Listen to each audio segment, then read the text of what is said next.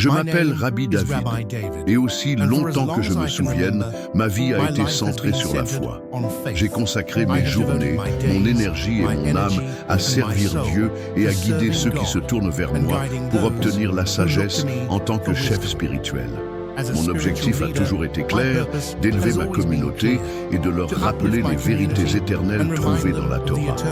Ressenties à chaque instant, mes premiers souvenirs sont ceux de mon grand-père, un homme d'une foi immense qui me racontait des histoires des prophètes Moïse séparant la mer Rouge, Élie appelant le feu du ciel. Je me suis accroché à chaque mot, ressentant un lien profond avec ces histoires de confiance inébranlable en Dieu. Au moment où j'étais un jeune homme, je savais que mon chemin était tracé. J'allais consacrer ma vie à Dieu pour étudier sa parole et guider les autres. Sa sagesse et le partageant avec d'autres pendant des décennies, j'ai dirigé des prières, enseigné les Écritures et délivré des sermons à ma congrégation. J'étais là pour eux dans leurs moments les plus heureux et leurs jours les plus sombres. Célébrant des mariages, nommant des nouveau-nés assis à côté d'eux dans les hôpitaux et pleurant avec eux lors des funérailles, ce n'était pas que des devoirs pour moi, c'était des actes sacrés. Juif avant moi, diriger des offices et enseigner la Torah étaient mes plus grandes joies quand je voyais la lumière de la compréhension dans les yeux de quelqu'un ou entendais les remerciements sincères de quelqu'un que j'avais conseillé. J'ai ressenti un profond sentiment d'utilité. Ma foi n'était pas seulement quelque chose que je pratiquais, c'était qui j'étais. Mais même la foi la plus inébranlable n'est pas à l'abri des épreuves de la vie. J'ai appris à surmonter l'épuisement, mais ensuite, la douleur dans mon estomac est devenue sourde, puis plus aiguë, plus persistante. J'ai essayé de l'ignorer pour prier, mais cela n'a pas disparu.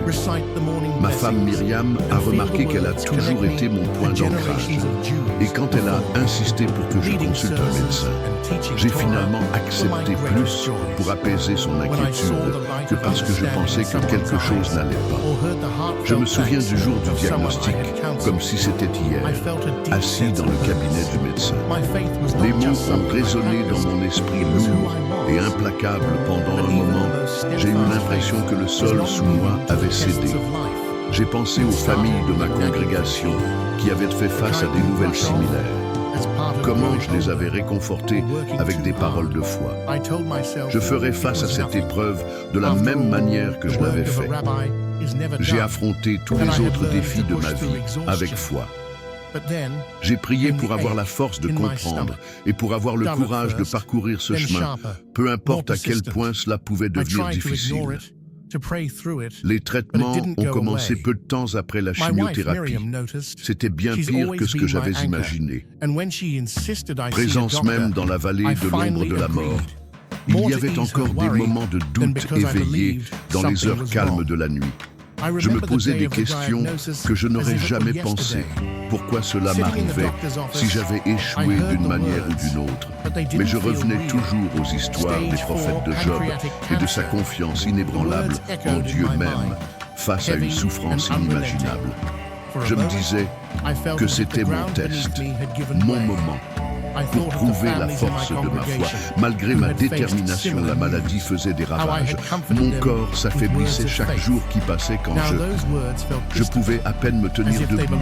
Et même les tâches simples semblaient insurmontables.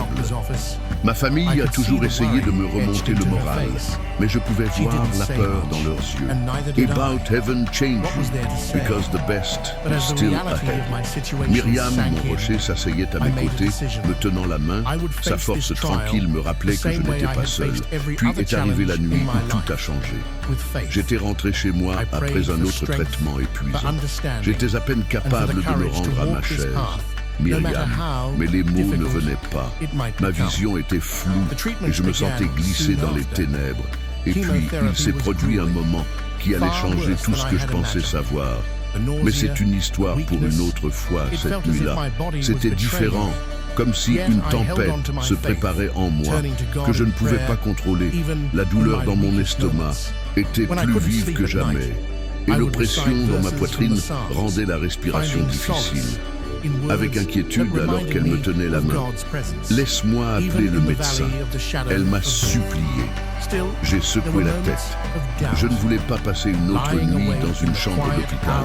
Je voulais juste être à la maison, entouré de choses qui me rappelaient la vie. Mes enfants étaient dans la pièce à côté, chuchotant entre eux. J'entendais l'inquiétude dans leur voix, même s'ils essayaient de la cacher. Ils m'avaient vu m'affaiblir chaque jour.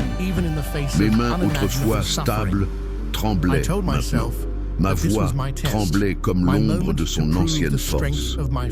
Je détestais voir la peur dans leurs yeux. Ils me regardaient comme si je m'éloignais, mais au fond, je savais qu'ils n'avaient pas tort, car les heures rythmées par la douleur devenaient insupportables. Et j'essayais de prier pour me concentrer sur la parole qui m'avait toujours apporté du réconfort, mais mon esprit était obscurci par l'agonie qui traversait mon corps. Dieu, j'ai murmuré, si c'est mon moment, donne-moi la force d'y faire face. Je me suis accroché à ma foi, même si j'avais l'impression de m'accrocher à une corde qui s'effiloche sur les bords. L'oppression dans ma poitrine s'est intensifiée et ma respiration est devenue superficielle. La voix de Myriam traversa le brouillard. « David, reste avec moi. » A-t-elle pleuré? La panique montait dans son ton. Je voulais la rassurer pour lui dire que j'allais bien, mais les mots ne venaient pas. Ma vision s'est brouillée et la pièce autour de moi a commencé à s'estomper. La dernière chose que j'ai vue, c'était le visage de Myriam. Ses larmes coulaient lorsqu'elle m'appelait, puis il n'y avait rien du tout. À côté de moi, secouant mes épaules, ses cris étaient remplis de désespoir. Mes enfants s'étaient précipités dans la pièce, leur visage pâle, alors qu'ils appelaient frénétiquement une ambulance. Je me voyais allongé là, immobile, ma poitrine étrangement immobile. C'était un spectacle étrange de voir mon propre corps, comme s'il appartenait à quelqu'un d'autre. J'aurais dû ressentir de la peur ou de la panique, mais à la place, j'ai ressenti un calme étrange.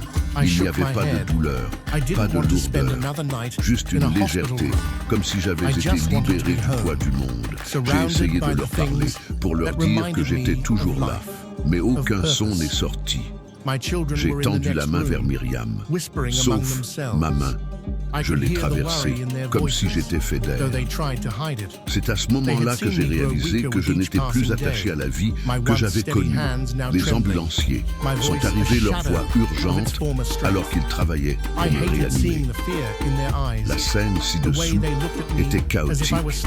Myriam sanglotant, mes enfants se blottissaient les uns contre les autres. Les médecins criaient des ordres, mais tout semblait lointain, comme si je le regardais à travers une vitre. Je voulais les réconforter pour leur dire que je n'étais pas parti, mais j'étais impuissant à le faire. J'étais un observateur silencieux pris entre deux mondes, puis quelque chose a déplacé. La pièce est devenue plus brillante, non pas à cause des plafonniers, mais à partir d'une faible lueur au loin. Au début, c'était à peine perceptible comme le scintillement d'une bougie, mais il s'est accru progressivement. Illuminant tout autour de moi, la lumière était chaude, pas dure ni aveuglante, et elle semblait palpiter doucement, comme si elle était vivante. Les sanglots des ambulanciers Myriam, les bips de leur équipement, tout s'est dissous dans un doux bourdonnement. La lumière semblait m'envelopper dans une chaleur à la fois réconfortante et accablante. J'ai hésité un instant, incertain de ce qui m'attendait. Quelque chose de faible au début, mais qui grandit, des voix plus claires, des voix familières. Ils appelaient mon nom doucement et avec amour. L'une était la voix de ma mère, la même voix qui m'avait chanté pour m'endormir quand j'étais enfant.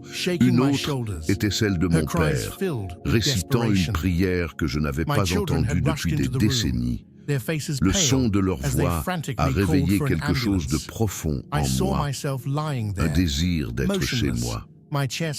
Je me suis rapproché de la lumière, la piscine devenant plus forte à chaque instant qui passait.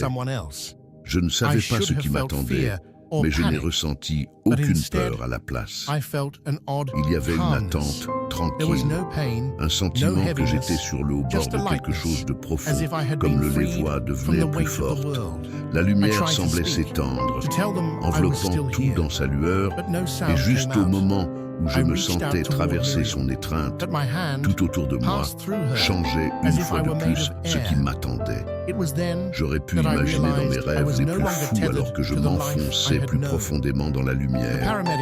J'ai ressenti une chaleur qui ne ressemblait à rien de ce que j'avais jamais connu. Ce n'était pas seulement physique, cela touchait mon âme, m'enveloppant dans un sentiment de paix et d'amour que les mots ne pourraient jamais capturer. La lumière semblait vivante, palpitant doucement, comme si elle respirait pour nous pour la première fois depuis ce qui semblait être une éternité. J'étais libéré de la douleur, de l'inquiétude due au poids du monde. J'avais l'impression d'être accueilli à la maison, enlacé par quelque chose de bien plus grand que moi, puis la lumière a commencé à changer. Des images ont commencé à apparaître, non pas devant moi, mais dans la lumière elle-même, comme si elle contenait l'histoire de ma vie. Je me voyais comme un jeune garçon courant à travers les champs, près de la maison de mon enfance, insouciant et plein d'émerveillement. Rempli du genre d'amour qui reste avec vous pour toujours, l'image a changé et je me suis vu adolescent, déversant sur la Torah, le sourire fier de mon père alors qu'il me regardait.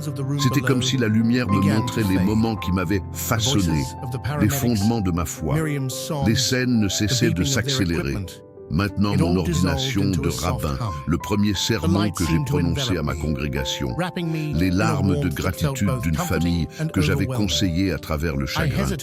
J'ai vu les visages des personnes que j'avais aidées au fil des années, leurs expressions de le soulagement et l'espoir. Chaque instant me semblait vivant, comme si je le revivais. Et avec chaque image, je ressentais un sens du but, une réaffirmation de la vie que j'avais consacrée à Dieu. Mais ensuite, l'atmosphère a commencé à changer. La chaleur de la lumière a commencé à s'estomper, remplacée par un froid qui s'est glissé dans l'air. La lueur vibrante s'est atténuée et le bourdonnement réconfortant qui m'avait entouré a été remplacé par un silence étrange. Couleur atténuée et sans vie, quelque chose n'allait pas mais je ne comprenais pas pourquoi. À mesure que la lumière diminuait encore, le silence fut brisé par un son faible. D'abord un murmure, puis un faible gémissement d'angoisse. Il devint de plus en plus fort, remplissant l'espace autour de moi, jusqu'à devenir un chœur de cris. Je me tournai à la recherche de la source, et ce que je vis me secoua jusqu'au plus profond de moi. Comme pour mendier, pour aider leur voix, une symphonie de désespoir, je voulais détourner le regard. Mais je ne pouvais pas. J'étais figé sur place, tandis que la souffrance se déroulait devant moi. Ce n'était pas seulement des images, ils se sentaient vraiment tangibles. Je pouvais sentir leur douleur, leur angoisse, comme si c'était la mienne. C'était étouffant et étouffant. J'avais passé ma vie à enseigner la miséricorde et la justice de Dieu. Mais ici, dans cet endroit, ces enseignements semblaient lointains et inadéquats. Comment cette souffrance pouvait-elle exister en présence d'un Dieu juste et aimant? J'ai essayé de prier pour réciter des mots qui avaient toujours apporté. J'avais un tourbillon de questions et de doutes sur qui étaient ces gens. Pourquoi étaient-ils ici? Était-ce une forme de jugement? Les cris devenaient plus forts. Leur angoisse s'appuyait sur moi et je ressentais un sentiment d'impuissance accablant. J'avais passé ma vie à guider les autres, mais ici, dans cet endroit, je n'avais pas de réponse. Puis, j'ai traversé le chaos. David, la voix a dit en m'adressant par mon nom, elle était calme, mais imposante. Et pendant qu'elle parlait, les cris d'angoisse se sont estompés à l'arrière-plan. Je me suis tourné vers la source de la voix. Mon cœur battait à tout rompre. Les personnages tourmentés semblaient se dissoudre dans l'obscurité, me laissant seul dans le vide. L'air était lourd d'anticipation, comme si l'univers entier retenait son souffle. Je ne serais plus jamais le même. La voix appela à nouveau mon nom, résonnant avec un pouvoir qui semblait pénétrer chaque partie de mon être. David, dit-elle, non pas avec colère, mais avec un poids qui exigeait toute mon attention. Qui est Dieu? La question m'a frappé comme un éclair. Qui est Dieu? J'ai répété presque instinctivement, la réponse aurait dû venir facilement. J'avais passé ma vie à enseigner aux autres. Dieu a étudié la Torah et a prié le Créateur. Mais à ce moment-là, les mots semblaient insaisissables. Olo la voix a demandé à nouveau son ton calme mais insistant. « M'avez-vous vraiment connu ?» La question résonnait dans le silence qui résonnait dans l'espace autour de moi. Mon esprit courait, cherchant la certitude. Bien sûr, je connaissais Dieu. Je l'avais prié chaque jour. J'avais étudié sa parole et consacré ma vie à le servir. Mais plus j'essayais de répondre, plus je réalisais à quel point j'avais pris pour acquis que la question ne concernait pas les rituels ou les enseignements, mais plutôt la compréhension, et à ce moment-là, je n'étais pas sûr de l'avoir vraiment connu. Alors que je me tenais là, l'obscurité autour de moi a commencé à changer, comme si la voix avait déverrouillé quelque chose, et maintenant le vide se remplissait de scènes de visions qui brouillaient les frontières du temps et de la croyance. J'ai vu Abraham sur le mont Maria, sa main tremblante, alors qu'il se préparait à sacrifier Isaac, sa foi inébranlable. J'ai vu Moïse sur Essie, les tablettes de l'Alliance rougeoyante du feu divin. C'étaient des histoires que j'avais connues toute ma vie, entourées de gens, de pêcheurs, d'ouvriers, de femmes et d'enfants, tous accrochés à chacun de ces mots pendant qu'il parlait. Sa voix portait un pouvoir qui remuait quelque chose au plus profond de moi, même si je ne pouvais pas entendre les mots. Qui était cet homme? Il ne faisait pas partie des histoires que j'avais racontées, et pourtant il se sentait indéniablement familier. Les scènes ont encore changé cette fois, le montrant exécutant des actes qui défiaient la logique. Homme paralysé sous le vent, il se leva, et l'homme marchait avec une force qui semblait impossible. Ce n'étaient pas les miracles de Moïse ou d'Élie. Ils étaient quelque chose de différent, quelque chose de personnel. La vision devint plus lumineuse, et je vis l'homme debout devant une grande foule. Sa voix résonnait avec autorité. « Je suis la façon dont la vérité est la vie. » dit-il. « Personne ne vient au Père sauf par moi. » Les mots me frappèrent comme un raz de marée, leur sens aussi clair que troublant. C'était Jésus, l'homme que je n'avais connu qu'à travers des récits lointains, à travers les lentilles du scepticisme et des frontières théologiques, se trouvait maintenant devant moi avec une clarté indéniable. Les visions ont commencé. J'ai vu les commandements donnés à Moïse, leurs lourdes tablettes de pierre rougeoyantes de l'autorité divine. Puis, j'ai vu Jésus soulever une miche de pain, la briser et l'offrir à ses disciples. « Ceci est mon corps donné pour vous. » Il a dit que les connexions étaient vertigineuses, comme si les fils de deux tapisseries distinctes étaient en train d'être tissés ensemble sous mes yeux. Alors que j'ai eu du mal à comprendre tout cela, la voix parlait à nouveau, non plus lointaine mais proche, comme si elle venait de moi. « David, tu as passé ta vie à me chercher, mais m'as-tu vraiment trouvé? Les larmes coulaient sur mon visage. J'ai essayé, j'ai murmuré, je pensais avoir compris, mais maintenant je ne sais pas. Les visions se sont estompées, remplacées par une lumière aveuglante de cette lumière. Une silhouette a émergé. C'était le même homme que j'avais vu dans les visions. Jésus, sa présence était écrasante, non pas en puissance, mais en compassion. Ses yeux ont rencontré les miens, et en eux j'ai vu une profondeur d'amour. Je ne pouvais pas comprendre. Il n'avait pas besoin de parler pour moi, pour ressentir le poids de sa présence. Mais quand il l'a fait, ses paroles portaient une clarté et une autorité qui ne laissaient aucune place au doute. David, il a dit sa voix douce mais ferme, « Tu as connu la loi et les prophètes, mais la plénitude de la vérité est devant toi. » Maintenant, je ne suis pas venu pour abolir la loi, mais pour l'accomplir. Tu as cherché Dieu dans les commandements, et ils sont bons. Mais le chemin vers le Père est à travers moi. Je suis tombé à genoux, incapable de supporter le poids de ces paroles. Ils n'étaient pas une condamnation, ils étaient une invitation.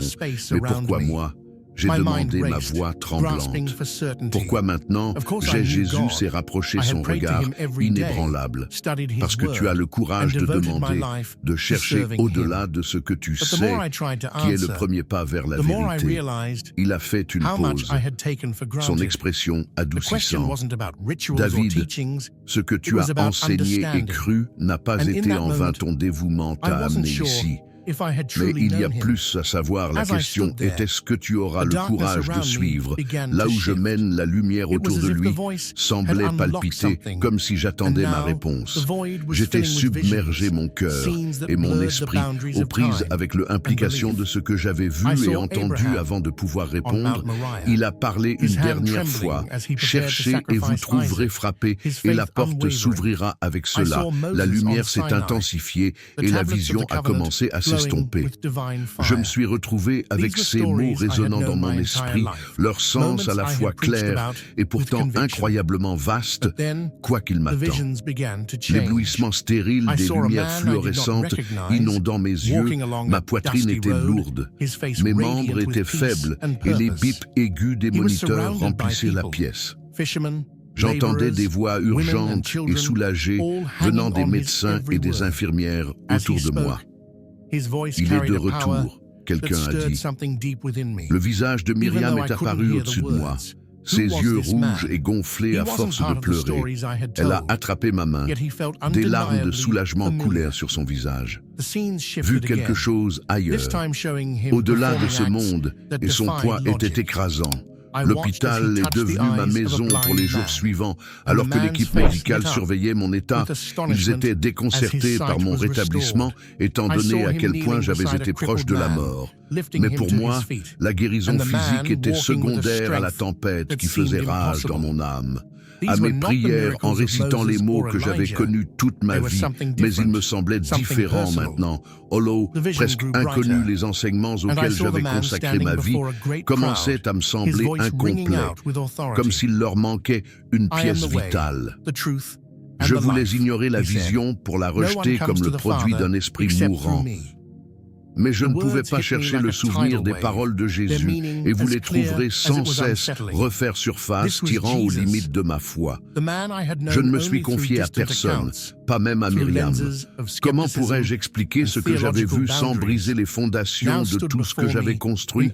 À la place, j'ai lutté avec cela en silence, en parcourant la Torah, à la recherche de réponses. Mais plus je cherchais, plus je réalisais que les questions que je posais ne pouvaient pas trouver de réponse dans les textes sur lesquels je m'étais toujours appuyé.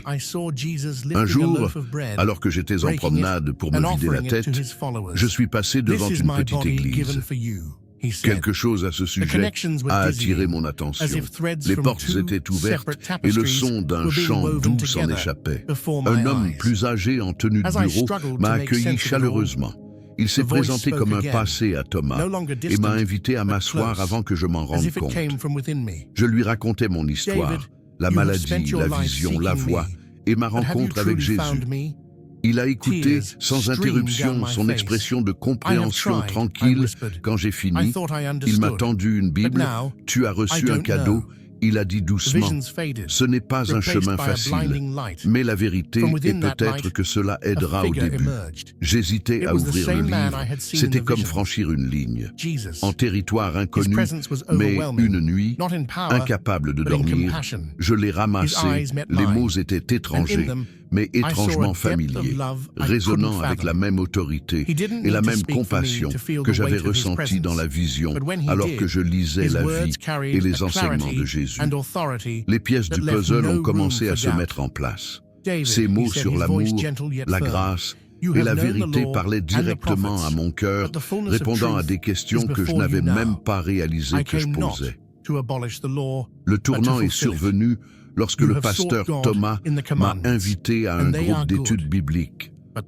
Bras ouverts pour la première fois, je me suis senti libre de poser les questions qui m'avaient consumé.